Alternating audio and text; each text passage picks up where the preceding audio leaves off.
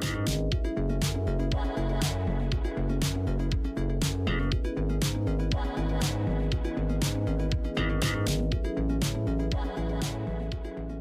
everybody, thanks for joining us. I'm here at Kain 2024. I'm Atul Patel, CEO and co-founder of Orbee. Would you like to introduce yourselves? I'm Cassie Broemmer, Chief Revenue Officer at Car Wars. My name is Stephane Ferri. I'm the Chief Executive Officer at Car Wars. Great. Well, what do you guys think about the event so far? I know this is the beginning for me. Yeah. This morning. I'm a big fan of not only this event, but David himself. He's a personal friend. I've known him for over 20 years and just a really great guy. And this whole thematic of friends and clients, it's really true. And this was one of those great feel-good conferences. I liked our keynote because it was kind of the anti-keynote. It wasn't a stand up and pitch a deck. It was just three friends having a good conversation. So that was really fun. Seems like those work best, right? Mm-hmm. Yeah. I like it. Well, we announced our integration. Yeah. We got a lot of work to do still around that, but what we talked about is how we're going to connect a lot of the voice data that you guys are collecting, rich data, and interconnecting that with customer information, customer journey data, and so forth. So given your background, you said 20 years in the industry. Yeah. Tell me a little bit about what you've seen in terms of just how the phone call itself has evolved from back in the day to now, and how critical it continues to be. Well, Atul, that's a great segue to share with the audience that when I was at Asbury, Car Wars was a vendor of ours. I finally got that right, Kain. And I was reminded I never get that right, so that's a good starting point. When you flip sides. It's very hard to be on the other side. Make it very clear. But we solved that. So the one thing I really want you to know more than anything is we have treated the phone call my entire career with passion and care. Marketing dollars, whether it's $20,000, $60,000, $100,000 a month, if it gets to and rings at the other end and the caller is not handled with kindness, fun, excitement, they're going to go find somewhere else to spend their monies. So Cassie, David, and I were speaking before we went live on stage. The reality is we are still practicing the same things today with the same amount of passion and conviction, because if not, they will go other ways. And Cassie will share some data from our latest study that we just did that will kind of exemplify some of this behavior. And the biggest thing from what you guys are doing and what the dealers are doing, and with my years and years of van tile marketing, we started doing that in our CRM, but it required a lot of manual setup and parent-child with the internet lead, the walk-in lead, the phone up, so that you could get a true ROI report. But it's constant work to make sure that all works seamlessly together. So I'm excited about what you guys are doing, because not all the CRMs even have that available. That's right. So we were very adamant of tracking closing percentage as an overall from each marketing source overall, from all three source types. Yeah. And it's hard to do. Well, you're alluding to attribution and how that's evolving. In fact, we were just talking about that walking over here. Is that it almost feels like attribution reporting, understanding what's working, where to concentrate dollars, energy, effort, transformation, is all in this data. Yeah. And it seems like sometimes I'm back in Excel just connecting dots, just exploring how should we rethink this. And it is because along this journey of a customer, they have so many touch points. The phone call is one, and it could start with the phone. I mean, the best scenario is you're on the website, you're looking at stuff, and of course if you do the call, you guys can track the source. Right. But what if I skip the browser, I go on my phone, and I decide I'm just going to Google it and call in instead? That's like an interesting example. I've clicked on an ad, I've then, decided to go to my phone, maybe ask Siri, something else to then connect with that dealer. And all that, the connectivity of that journey is lost. And that's where I'm kind of excited about taking any of the call data and trying to find where did that originate from in the beginning, right? And sometimes it is the call, but sometimes the call was the outcome of something else. That's right. Well, in your space of what you're trying to do, as this middleware agent is where do you give the right key point of attribution to? Yes. What event caused the event?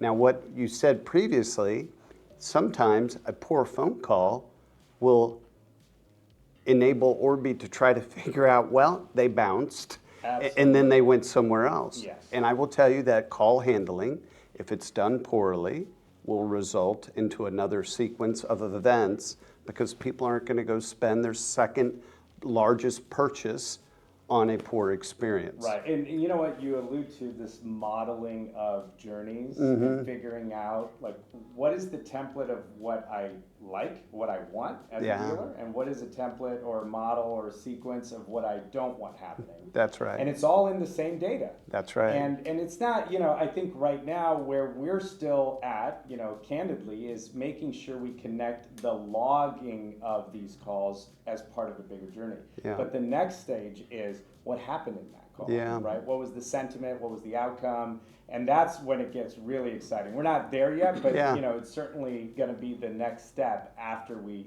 get this sort of journey going. Certainly the end point of what you want to try to discover and bring to realization. Imagine when we're actually dictating or recommending what to say on the call based on this journey data. And it's not just a whisper anymore, it's a whole sequence. And, I don't know if that's going to be AI with voice, voice versions of people, right? Or hey, imagine if we really pushed it to its furthest limits, where if that technology got so good that your system, based upon an algorithmic source of where they were in the path and these past thousands experiences, want this event. So there could be a whisper to the agent to be sure to mention these points, and they could tell them how to better close on the call. Absolutely. Yeah. So that's I think a fun outcome, because dealers ask us all the time, so what do I do with the data, right? And we try to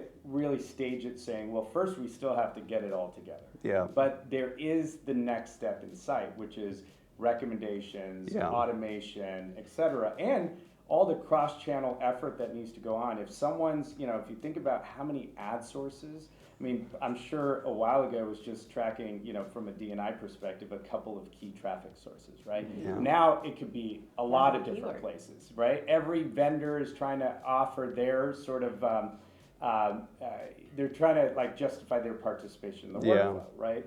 And so tell me a little bit about where you guys are going, like what's next? Like in telephone, obviously there's mobile phones and Apple, and there's so many topics, but what kind of just gets you guys excited about it? I love what you mentioned before, and where you see this going. I don't know if you remember this when you were our customer. When we first rolled out D&I, we had a program that when they were on the phone, they could see little screenshots of the web pages that they were on. The customer visited. Yes. And we rolled this out, and we thought we were geniuses. Yeah. Man, did it flop. Why did it flop? Because it creeped out the customer. Yeah. When they knew, and this was before customers knew that we could track all of this. Now I feel like the timing's better. Yeah. Because you mentioned, teaching the salesperson or the AI what to say. Mm-hmm. They didn't know how to handle it, and they would tell the customer, "Well, I see you looked at this car, this car, this car, and this car," and the customers just thought it was creepy and weird. Right. Yeah. Right. So Atul, imagine the complexity now of trying to train the salesperson to speak properly to the oncoming client of that opportunity. Right. Look, you got a call right now we can handle right now. Well, no, and I think when it comes to culture, training, education of the salesperson, I think they've been used to CRM. Right? Yeah. I mean, heck, even the way they store lead sources, phone up, internet up, some don't even classify the second level, right? Yeah. Hey, it was a phone up, but did you ask the consumer how they heard about your dealership? Yeah. And so, there's a lot of training that still needs to happen, but the tools they have to use, they have to switch between the CRM and so on. I think as that gets simplified for them, maybe they could spend more time on the actual experience factor.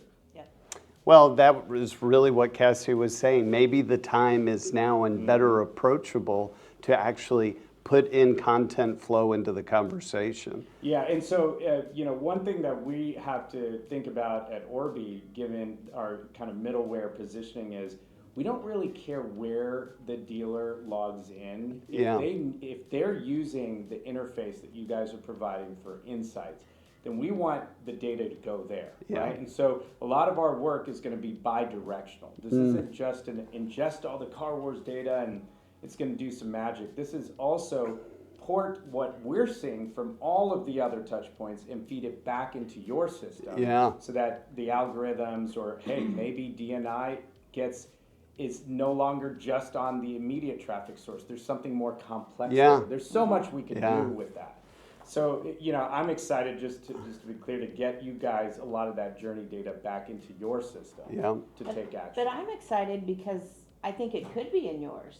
If you look at all the different CRMs, they have one ad source. You're right, absolutely. There's no sub-source. I wish there were more fields. You get phone up, auto trader. Yeah, that's right. You get phone up, website. You don't get referring source to your website. Yeah. That's right. You get one spot. Yeah. And there's no way to track it. That's why companies like VistaDash were successful, because they would take that attribution.